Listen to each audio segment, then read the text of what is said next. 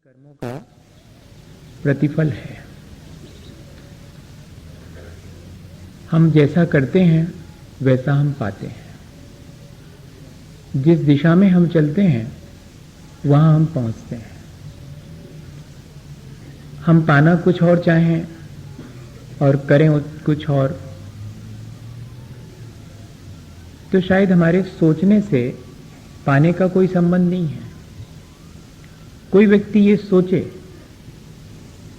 कि वो नदी पर पहुंच जाए और उसके कदम बाजार की तरफ बढ़ रहे हों, तो कोई भी कह देगा कि आप सोच भले ही रहे हैं कि आप नदी पर पहुंचेंगे, लेकिन आपके कदम बाजार की तरफ जा रहे हैं, तो पहुंचेंगे तो आप बाजार।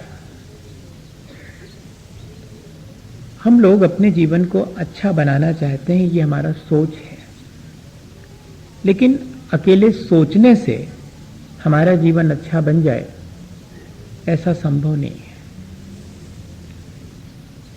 हम अगर अपने जीवन में बीज कड़वा बोएं और फिर सोचें कि फल मीठे मिलेंगे, तो क्या संभव है? यदि हमें अपने जीवन को अच्छा बनाना है तो हमें यह भी देखना पड़ेगा कि जीवन को अच्छा बनाने वाली कौन सी चीजें हैं, उनको मैं अपने जीवन में शामिल कर रहा हूं या नहीं, या कि सिर्फ सोच रहा हूं। हम लोगों के साथ एक मुश्किल और है कि हम दूसरे के प्रति विश्वास नहीं रखते, लेकिन दूसरे से अपेक्षा रखते हैं कि वो हम पर विश्वास करे। हम दूसरे से घृणा रखते हैं, लेकिन हमारी अपेक्षा होती है कि सब हमसे प्यार करें। ये दो चीजें हमारे जीवन को अच्छा बनने में बाधक बनती हैं। हम सोचते हैं कि अच्छा बने, लेकिन जीवन उस दिशा में ले जाते हैं जहां कि उसके बुरे बनने की संभावनाएं हैं। और दूसरी चीज, दूसरे से हम अपेक्षा जैसी रखते हैं वैसा हम उसके प्रति अपना व्यवहार नहीं बनाते हैं। हमने पिछले दिनों इन सब बातों को बहुत सावधानी से इसलिए समझना शुरू किया है ताकि हम थोड़ा बहुत परिवर्तन ला सकें। आज हम मनुष्य हैं, तो क्यों मनुष्य हैं? आज अगर कोई पशु है तो वो क्या पशु होने के लिए मजबूर है, या उसकी वो कमजोरी है? आज कोई नरक की तरह अपने जीवन को जी रहा है, अभावग्रस्त, दरिद्र, दीनहीन और दुखी होकर के अपने जीवन को बिल्कुल नरक बना के जी रहा है, तो उसकी जिम्मेदारी किसकी है? और यदि कोई बहुत सुख सुविधाओं के बीच स्वर्ग की तरह अपने जीवन को जी रहा है, तो उसके लिए उसने ऐसा क्या किया होगा? इस पर हमें विचार करना है। ये चारों ही चीजें देखने में आती हैं। हम अपना नरक अपने हाथ से निर्मित करते हैं। हम पशु जगत में उनकी पशुता से परिचित हैं। हम मनुष्यों को भी सुख दुख दोनों महसूस करते देखते हैं, और हमारे अंदर एक भाव आता है कि कोई ऐसी स्थिति होगी जहां की अत्यंत सुख होगा। जीव इन चारों रूपों में अपने अपने भावों के अनुसार भ्रमण करता रहता है। कोई जैसा भी है वो वैसा क्यों है, और मैं जैसा हूं वैसा क्यों हूं, इस पर तो जरूर हमें सोचना चाहिए। और इसी के लिए हम लोगों ने पिछले दिनों दो बातें समझी हैं कि यदि मैं दूसरे का तिरस्कार करता हूं तो मैं तैयार रहूं इस बात के लिए कि मेरा भी तिरस्कार होगा, और यदि मैं अपने जीवन में दूसरे के सुखों को देख करके दुखी होता हूं या दूसरे के दुखों को देखकर हर्षित होता हूं, तो मानिएगा कि मैं अपने जीवन को अपने हाथ से नरक बनाने की तैयारी कर रहा हूं। सोचने अकेले से नहीं होता, तैयारी से जीवन बनता है। जैसी तैयारी होगी वैसा जीवन बनेगा। जैसा हम सोचते हैं सिर्फ वैसा ही जीवन नहीं बनता। सोचने के साथ साथ जैसी हमारी तैयारी होती है, यदि हमारी तैयारी अपने जीवन को नरक के जैसे बनाने की है, तो अंततः हम पाएंगे कि हमारा जीवन जैसे नरक में व्यतीत होता है वैसा ही व्यतीत हो रहा है, और हम चाहें तो अपने जीवन को स्वर्ग बनाएं। ये ठीक है कि स्वर्ग और नरक एक निश्चित जगह पर हैं, लेकिन हमारा जीवन यहीं से जब नरक बनना शुरू होता है तो अंततः हमें नरक तक ले जाता है। जब यहीं से हमारा जीवन, ये मनुष्य जो है एक ऐसी जगह है जहां से कि हम अपने जीवन को तय करते हैं कि हमें कहां ले जाना है, कौन सी हमारी तैयारी है। मैं फिर से मनुष्य होने की तैयारी कर रहा हूं, या कि मनुष्य से नीचे उतर करके मैं पशु होने की तैयारी कर रहा हूं, या अपने जीवन को यहां से नरक बनाना शुरू कर रहा हूं, या अपने जीवन को बहुत सुखी, समृद्ध और अच्छा बनाने के लिए मैं तैयारी कर रहा हूं। ये चारों चीजें हमारे हाथ में है। इसमें कहीं कोई हमारी मजबूरी नहीं है कि हम वैसा ही अपना जीवन बनाएंगे जैसे कि हमारे कर्मों का उदय आएगा। नहीं, हमारे अपने पुरुषार्थ से हम इन चारों दिशाओं में किसमें से मुझे जाना है ये तय कर सकते हैं। सोचते जरूर हैं हम कि स्वर्ग जाएं, लेकिन जीवन भर तैयारी करते हैं नरक जाने की। ठीक ऐसे ही जैसे सोचते हैं कि नदी के किनारे टहलने जा रहे हैं, लेकिन कदम तो निरंतर बाजार की तरफ जा रहे हैं, तो पहुंचेंगे कहां। इस तरह यदि हम थोड़ा सा विचार करें अपने जीवन के बारे में कि यहाँ जो भी हम ध्वनि करते हैं वो संसार में प्रतिध्वनि के रूप में हम तक लौट करके आती है। जैसा हम करते हैं वैसा ही हमें अंततः पाना पड़ता है। आचार्यों ने इसीलिए हमें सावधान कर दिया कि यदि हम दूसरे के तिरस्कार के परिणाम रखेंगे तो हमारा तिरस्कार होगा। हम दूसरे के जीवन में दुख देख करके खुशी होंगे तो अंततः हमारे जीवन में ही हमें दुख पाना होगा। एक चीज और है, हम ये सोचते हैं कि हम जो चीज दूसरे के लिए कर रहे हैं उससे हमारा कोई घाटा नहीं होगा, लेकिन हम ध्यान रखें कि भले ही हम दूसरे के लिए करें, गाली हम दूसरे को देते हैं, ऐसा लगता है कि दूसरे को गाली देकर हम तकलीफ पहुंचा रहे हैं, लेकिन हमें यह ध्यान रखना चाहिए कि वो गाली हमारे ही मन को पहले नंबर गंदा करती है, उसके बाद बाहर आती है, जबान को गंदा करते हुए आती है। बहुत सीधा सा, सबको मालूम है ये चीज, लेकिन उन क्षणों में हम भूल जाते हैं और हमें लगता है कि नहीं, वो तो हम दूसरे के लिए कर रहे हैं तो दूसरे की हानि होगी, मेरी नहीं होगी। पर ऐसा नहीं है। दूसरा हमारा शत्रु और मित्र बाद में होता है। अपने शत्रु और मित्र अपने परिणामों से हम स्वयं होते हैं। एक व्यक्ति रास्ते से चला जा रहा है और अगर उसे कहीं कोई पत्थर लग जाए, ठोकर लग जाए, तो इस बात की संभावना ज्यादा है कि वो उस पत्थर को गाली दे, या उस पत्थर को वहां डालने वाले को गाली दे, या फिर तमाम व्यवस्थाओं को गाली दे। ऐसे बहुत थोड़े मौके हैं कि वो किसी को धन्यवाद दे कि पता नहीं और कौन सी बड़ी चोट लगने वाली थी, इतने ही में काम हो गया। ऐसा मन में आने वाले लोग 0.1% होंगे। बाकी पहले नंबर यही आएगा कि पत्थर को गाली दें, फिर ध्यान आएगा कि पत्थर को गाली लगेगी नहीं तो पत्थर डालने वाले को तो लगेगी, चलो उसको दें, और फिर नहीं तो पूरे सिस्टम को दें। पर गाली किसी को भी दी गई हो, पत्थर को दी गई हो या कि पत्थर डालने वाले को दी गई हो, लेकिन उससे उसको ज्यादा फर्क नहीं पड़ेगा, देने वाले को फर्क पड़ेगा। जिसने अपना मन कड़वा किया है, जिसने मन अपना खट्टा किया है, उसको फर्क पड़ने वाला। ये छोटी सी चीज यदि हमारे समझ में आ जाए तो फिर हम अपने परिणामों को आसानी से संभाल पाएंगे। हमने पता नहीं कितने बढ़िया भाव किए होंगे, अब तो उन भावों के बारे में विचार ही करना ऐसा लगता है कि क्या हमने ऐसा कुछ करा होगा। सचमुच मैं आपसे ईमानदारी से कह रहा हूं कि जब जब भी मनुष्य जीवन पाने के लिए मैंने पहले कौन सा पुरुषार्थ करा होगा, कैसे परिणाम करे होंगे, इस बात पे जब भी विचार करता हूं तो लगता है कि इस बार मामला कुछ गड़बड़ है। मनुष्य बनने के भी चांसेस कम हैं अब अगली बार, क्योंकि मनुष्य बनने के लिए जिस तरह के परिणाम करना होते हैं वे परिणाम तो आज बहुत रेयर है, और इसी वजह से मनुष्य होना बहुत दुर्लभ कहा गया है। हम कितने अच्छे परिणाम करते होंगे जब हम मनुष्य होते होंगे, और फिर उसके बाद के परिणाम हमारे किस तरह के आज हो गए हैं, तो लगता है कि हमारी तैयारी अब उतनी भी नहीं है जितनी पहले हमने मनुष्य होने के लिए की थी। अब तो हमारी तैयारी हमें और कहीं नीचे ले जाने के लिए ही है। मनुष्य कैसे बनता है? कोई अल्पारंभ परिग्रहत्वम मानुषस्य स्वभाव मार्दवम च। 2 सूत्रों में मैं मनुष्य बना हूं तो मैंने पहले क्या करा होगा? अल्प आरंभ और अल्प परिग्रह। बहुत संतोषी रहा होऊंगा मैं पहले, तब मैंने ये मनुष्य पर्याय पाई है। बहुत अल्प मैंने 5 पाप किए होंगे, अत्यंत अल्प।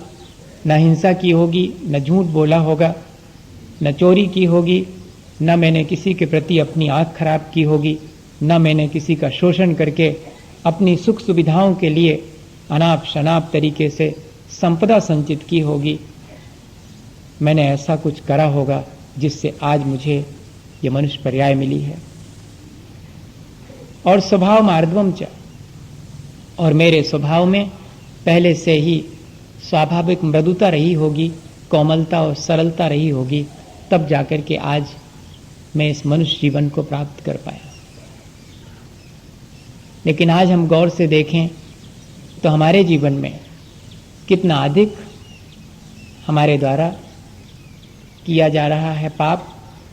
और इतना ही नहीं, हमारे स्वभाव में मृदुता के स्थान पर कितनी दूसरे के प्रति कठोरता का व्यवहार होता चला जा रहा है।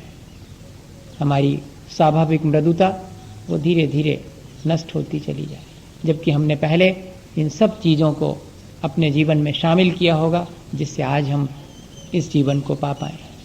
और भी बहुत सारे कारण आचार्य भगवंतों ने लिखे हैं। 2 सूत्रों में तो बहुत संक्षेप में लिख दिया है, पर और भी कारण हैं जी। इतने साहसी और इतने क्षमतावान और आप इतने योग्य हैं, आप भूल रहे हैं आपने तो पहले कितने बढ़िया बढ़िया काम किए हैं।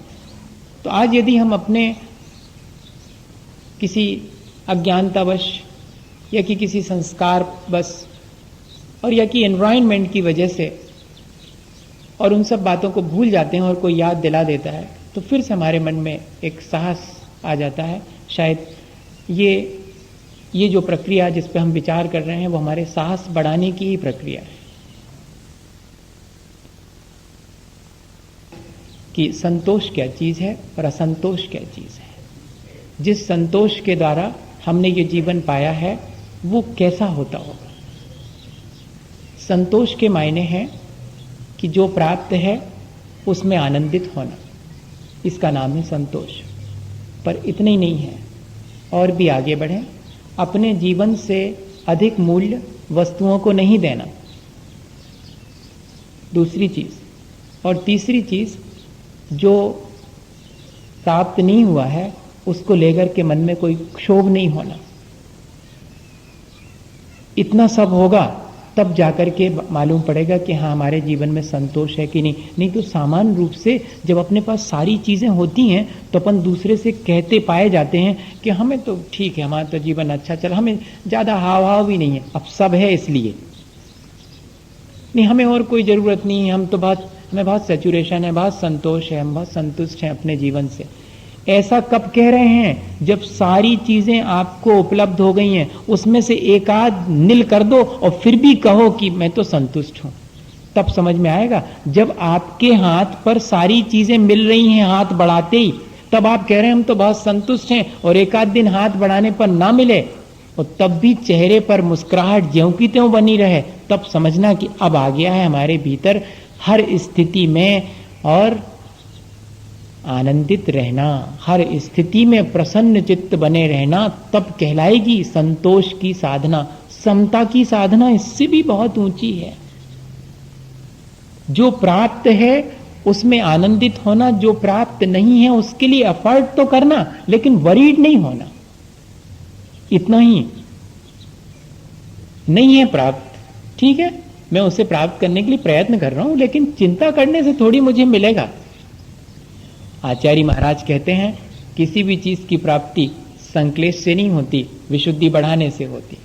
और विशुद्धि बढ़ती कैसे है?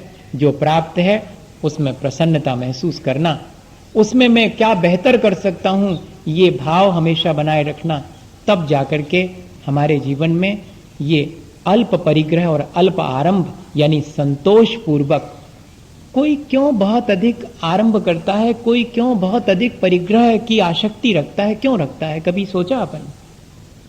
क्यों उसकी अपेक्षाएं ज्यादा बढ़ जाती हैं? अपेक्षाएं बढ़ने का सिर्फ एक ही कारण है कि जो प्राप्त है वो दिखाई नहीं पड़ता। और ये साइकोलॉजी है कि जो चीज प्राप्त हो जाती फिर उसकी इंपॉर्टेंस लाइफ में खत्म हो जाती, हम कर देते हैं उसकी इंपॉर्टेंस खत्म। एक जगह लिखा कि जिनके निकट हम रहते हैं उनसे प्रभावित नहीं होते, और जिनसे प्रभावित होते हैं उनके निकट रह नहीं पाते। हाँ, ये एक हमारी अपनी मानसिकता है कि जो जो चीज हमें प्राप्त हो जाती है, अच्छा, और इजीली प्राप्त हो या कि बहुत एफर्ट करने के बाद हो, बहुत एफर्ट के बाद प्राप्त होगी तब भी कुछ दिन के बाद वो हमें उतना सुख नहीं दे पाएगी जितना कि जब वो प्राप्त नहीं थी तब दे रही थी। सोच सोचकर हम बहुत आनंदित होते थे कि वो चीज जिस दिन मुझे मिलेगी, अरे वाह, और जब मिल गई तब हाँ ठीक है, अब वो दूसरी दिखने लगी जो अभी नहीं मिली हुई है।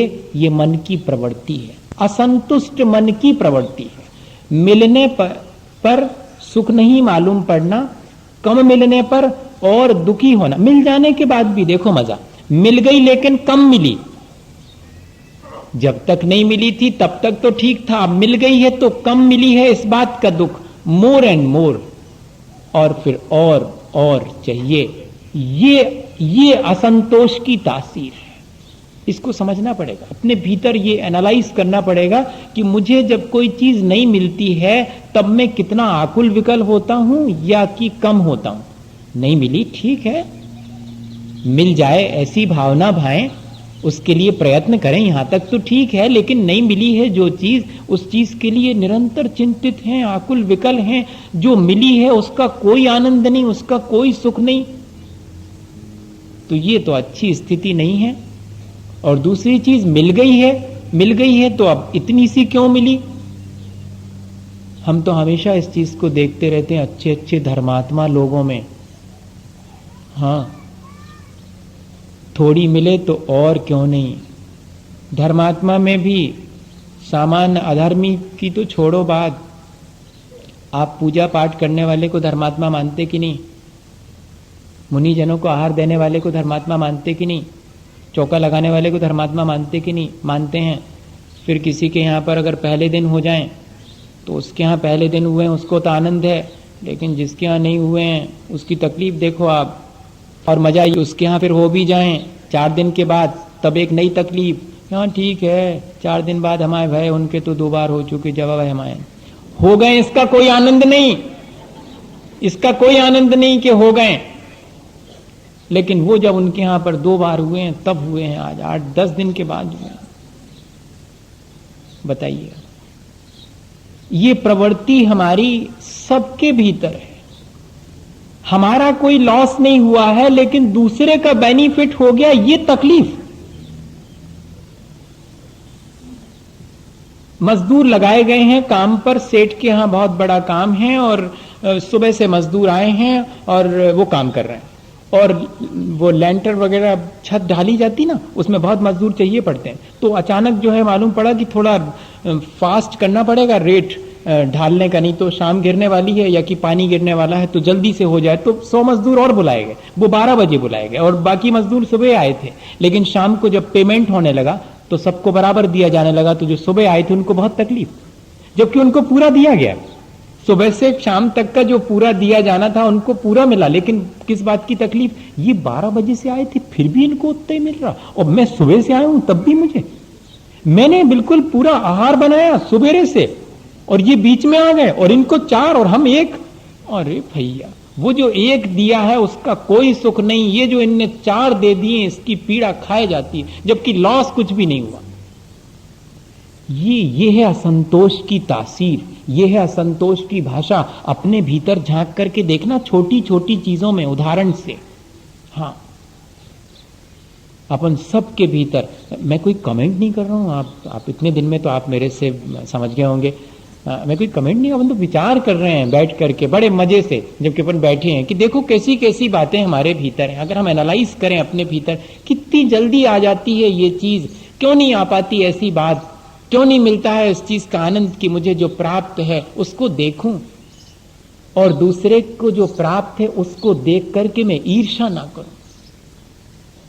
ये सारी चीजें मेरे फिर से मनुष्य होने की तैयारी की हैं, ये ध्यान रखना। और यदि मैं ऐसा नहीं कर रहा हूं तो इसका मतलब है कि अब मैं अगले बार मनुष्य न बन पाऊंगा। अगर मेरे मन में इस तरह के विचार उठते हैं तो कहीं ना कहीं कोई मेरी कमी जरूर है, मुझे इन विचारों से बचने का प्रयत्न करना चाहिए। क्या हुआ, नेपोलियन के टाइम की बात है। नेपोलियन की आर्मी में बहुत लोग थे और नेपोलियन को जो है पढ़ने का बहुत शौक था। लाइब्रेरी में था उस समय, तो अपनी कोई किताब निकालना चाह रहा था ऊपर से, तो चूंकि उसकी हाइट कम थी तो नहीं बन रहा था। तो आर्मी में एक व्यक्ति और था, तो जो सैनिक था, उसने कहा कि I am only one higher in your army, मैं निकाल देता हूं, मैं आपकी आर्मी में सबसे ऊंचा आदमी हूं। तो मालूम नेपोलियन ने कहा कि not higher but longer, higher तो मैं हूं, तुम ऊंचे हो ये मत कहो, तुम लंबे हो ये कहो, ऊंचा तो मैं हूं। अब बताइए ये मानसिकता किस चीज की सूचना देती है? ऐसी ही मानसिकता हम सबकी है। हम किसी को अपने से ऊंचा देखना पसंद नहीं करते, हम किसी को अपने से ज्यादा गुणवान देखना पसंद नहीं करते। ये हमारी मानसिकता हमें कहां ले जाएगी, किस बात की तैयारी है? देखें अपन, हम किसी की प्रशंसा के दो शब्द ना स्वयं कह सकते हैं ना सुन सकते हैं, ये कहां की तैयारी है? ये हमें देखना पड़ेगा, बहुत गौर से देखना पड़ेगा। और दो तरह की विनय होती है, एक होती आत्मिक विनय और एक होती है वैधानिक विनय, जो कि आज बहुत है।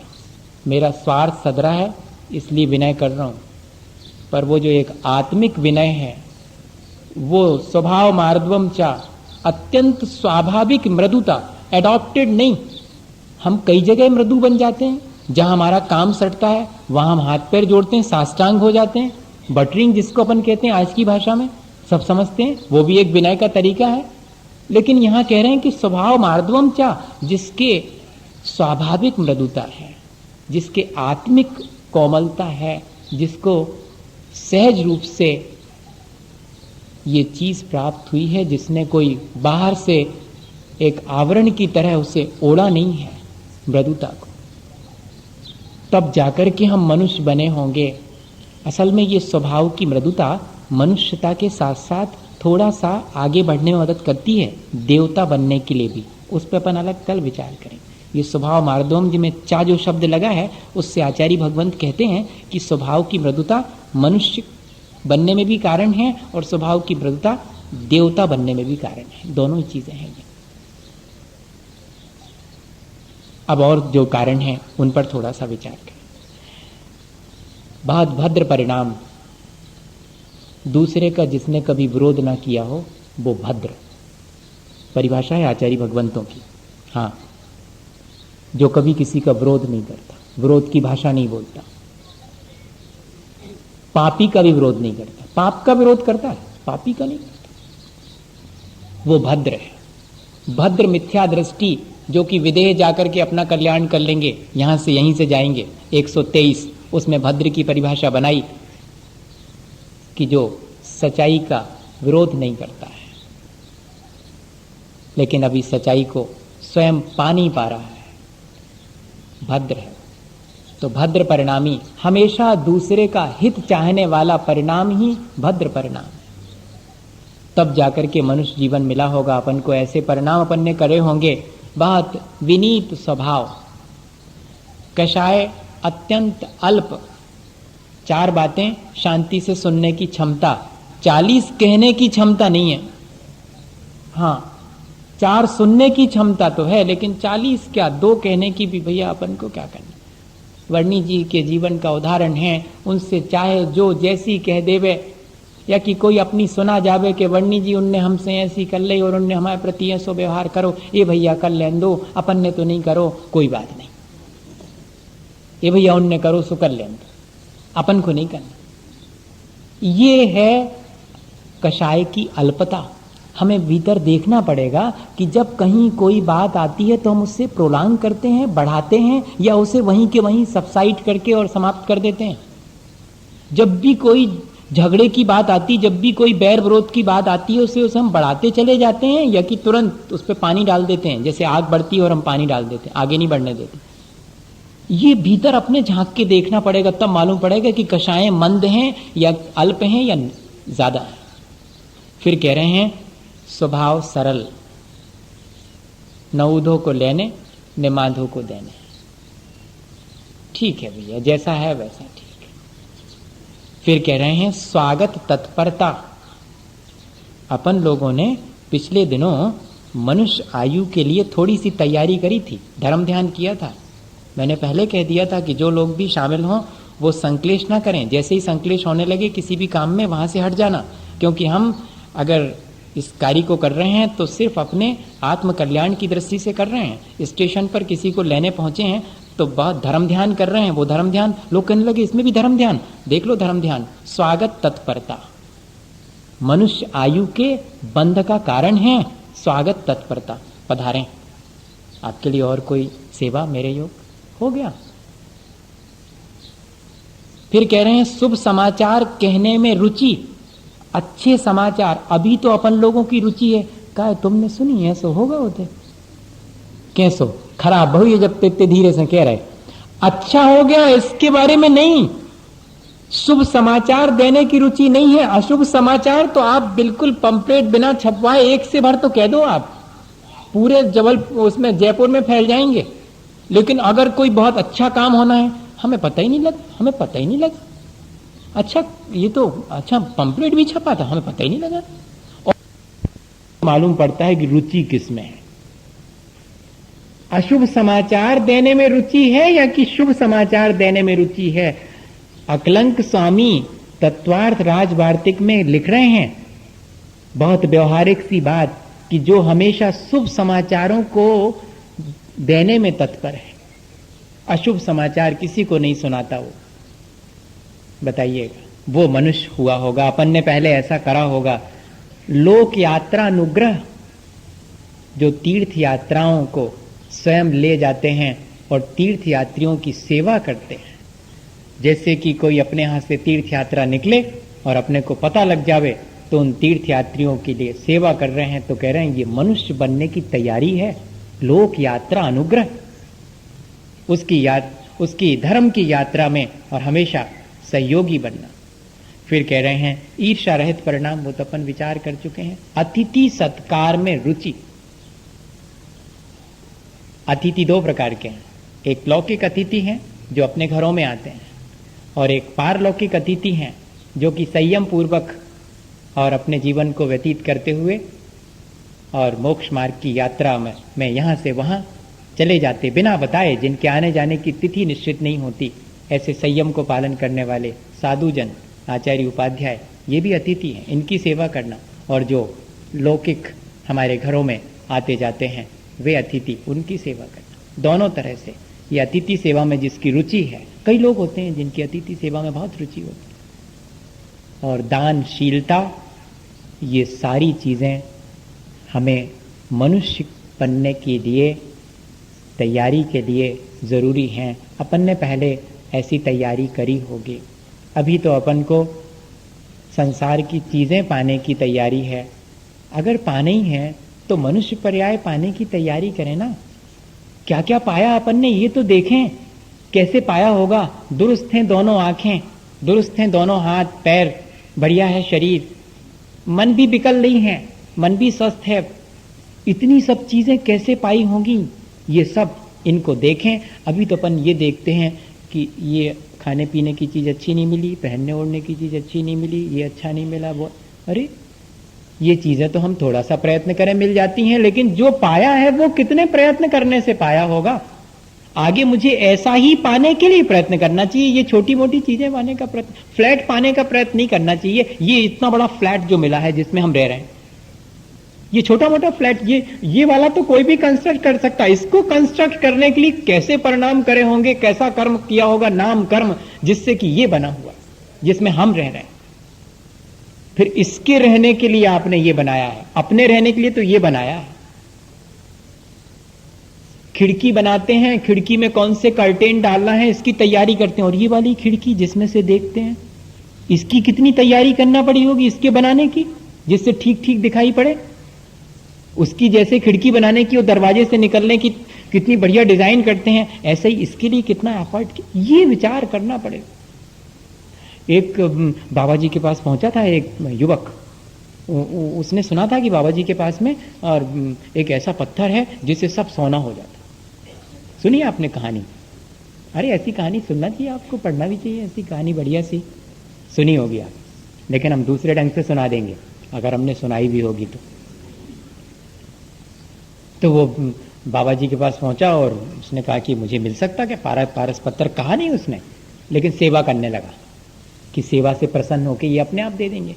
और वाकई में 12 साल तक सेवा करी उसने, और वो पारस पत्थर, एक दिन उसने कहा कि बाबा अब जाऊंगा मैं, तो बाबा ने कहा कि मांग, क्या मांगना है, वो पारस पत्थर दे दो आप। बाबा तो पहले ही जानते थे कि पारस पत्थर मांगेगा और उसी के लिए सेवा कर रहा है। ये स्वभाव मार्दवम चाह, जो स्वभाव की मृदुता है, मेरा सत्कार सेवा कर रहा है, उसके पीछे इसका इंटेंशन है, तो उतना ही मिलके रह जाएगा। अगर कोई वैधानिक विनय होगी, अगर किसी स्वार्थ बस हमने विनय की होगी तो बस स्वार्थ पूर्ति हो जाएगी, और अगर सहज विनय होगी, स्वाभाविक विनय होगी, तो वो प्राप्त हो जाएगा जो उस विनय से वास्तव में प्राप्त होना चाहिए। और मिल गया वो। बाबा जी ने कहा कि देख वो खप्पर है ना, उनके नीचे वहां रखा हुआ है। बड़ा आश्चर्य हुआ उसको कि इतनी कीमती चीज जिसके लिए मैं 12 बरस से तपस्या कर रहा हूँ, ये कह रहे, हम तो सोच रहे थे कि कहीं छुपा के रखे होंगे तो निकालेंगे हमारे सामने, कुछ भी नहीं, कह रहे उधर रखी खप्पर में, और इतने दिन से हमें मालूम होती तो हमें उठा के कभी के चलते बनते। ऐसे विचार आ गए, देखना अब। और उठा भी लिया, उठा करके प्रणाम करके थोड़ी दूर गया, लेकिन साधु के समीप रहा हुआ व्यक्ति था, भले ही झूठ मूठ रहा था, लेकिन उसके मन में थोड़े परिणामों की निर्मलता आई थी। सो उस परिणामों की निर्मलता से विचार आया कि अरे इन्होंने इतनी सहजता से इतनी कीमती चीज दे दी, इसका मतलब है कि कोई और कीमती चीज इनके पास है। लौटा वापिस, नहीं चाहिए। क्यों नहीं चाहिए? मुझे तो आप वो दो जिससे कि मैं इसको भी महत्व देना खत्म कर दूं। अब मुझे वो चाहिए है जिसकी वजह से आप इतनी कीमती चीज को छोड़ पा रहे हैं।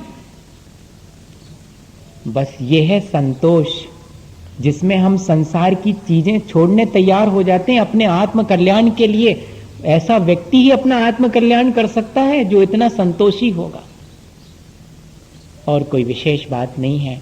हम चाहें तो अपने जीवन में इन सब बातों से शिक्षा लेकर के और अपने जीवन को बहुत अच्छा बना सकते हैं, इसी भावना के साथ कि हम रोज रोज थोड़ी थोड़ी सी बातें करके और बैठ रहे हैं, सीख रहे हैं। इसमें से जितना भी जिसके जीवन में रह जाए, मुझे तो बार बार यही लगा करता, और कई बार मैं कह भी देता हूँ आपसे कि बहुत बहुत कुछ अपने को इस जीवन में करना है। आज करें तो अपने को करना है, कल करें तो करना है, इस जीवन में करें तो, अगले जीवन में करें तो, करना अपने को ही है। क्यों ना फिर हम आज ही से शुरू करें, थोड़ा थोड़ा शुरू करें। जितना हमें लगता है कि हम कर सकते हैं उतना करें। कल कर लेंगे ऐसा नहीं सोचें, आज कितना कर पाएंगे ऐसा सोचें। जो मिला है उसे मैंने कैसे पाया होगा ये सोच करके आगे मुझे अगर ऐसा ही पाना है तो मुझे क्या करना चाहिए, ये करना हम शुरू करें। और अपने जीवन में वस्तुओं से ज़्यादा महत्व हम अपने आप को दें, चेतना को दें, और जो प्राप्त नहीं है उसको लेकर के चिंतित ना हो, क्योंकि ये संसार की चीज़ें एक दिन मिलती हैं, एक दिन बिछुड़ जाती हैं। मुझे जो पाना है वास्तव में, मैं उसके लिए क्यों ना प्रयत्न करूं, इनके नहीं मिलने पर मैं चिंतित ना होऊं। इस तरह अगर इन 2-3 बातों को हम ध्यान में रख करके और अपने जीवन को कोई अच्छी स्टाइल दें तो हमारा जीवन अच्छा बन सकता। इसी भावना के साथ बोले आचार्य गुरुवर विद्यासागर मुनि महाराज की के गुरुवर शाश्वत सुख दर्शक यह नग्न स्वरूप तुम्हारा है। जग की नश्वरता का सच्चा दिग्दर्शन करने वाला है।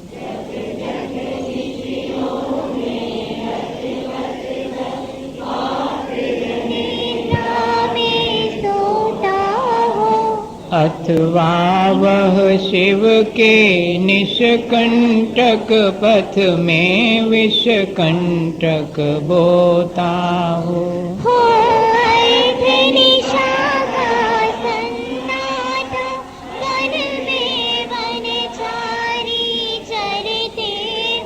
तब शांत निराकुल मानस तुम तत्वों का चिंतन करते हो।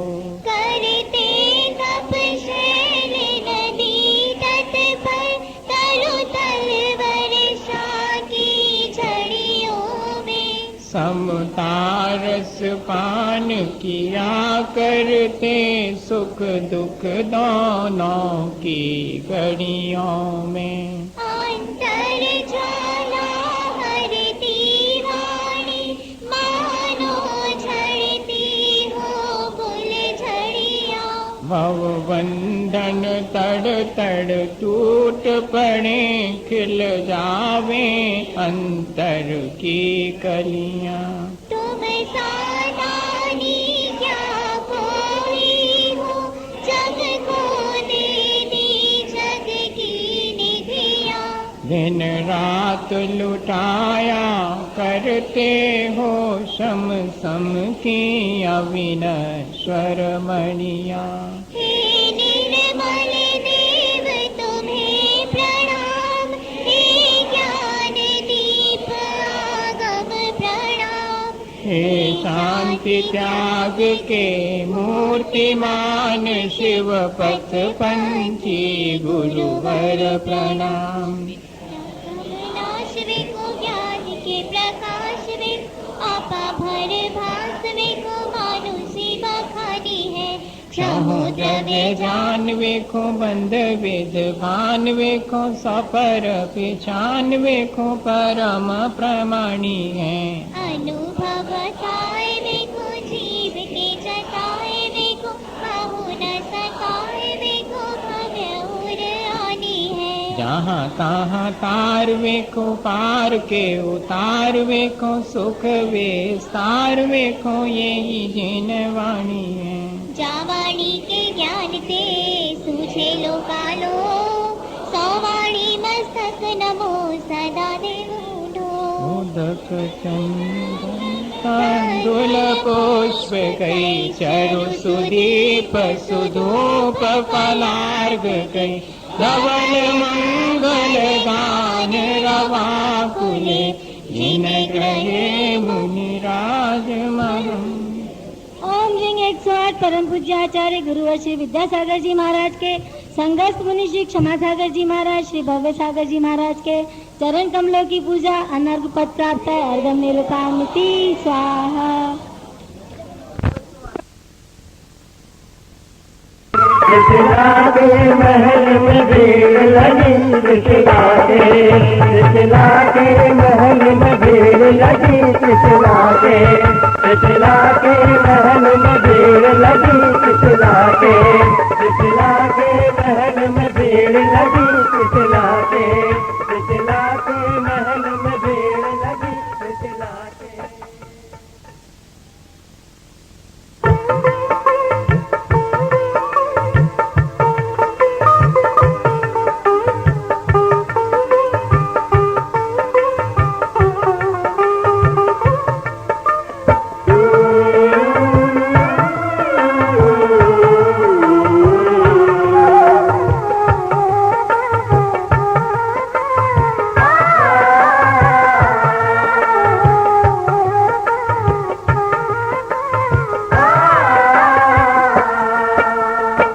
जन्म लड़की मरते लड़की, सुन लो किस्सा लड़की का। जन्म लड़की मरते लड़की, सुन लो किस्सा लड़की का। दुनिया वालों तुम्हें सुनाए, लड़की नाम है कड़की का। जन्म लड़की मरते लड़की, सुन लो ये किस्सा लड़की का। जन्म लड़की मरती लड़की, सुन लो किस्सा लड़की का। जन्म लड़की मरती लड़की, सुन लो किस्सा लड़की का।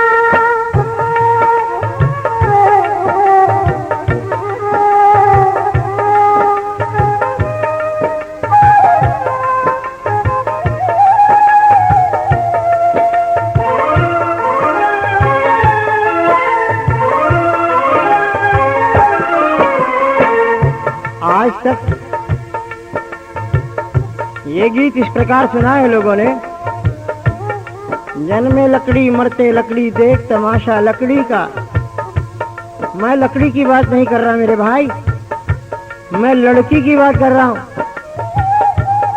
उस नारी की बात कर रहा हूँ जिसका जब से जन्म हुआ है और आज तक शोषण होता आया है।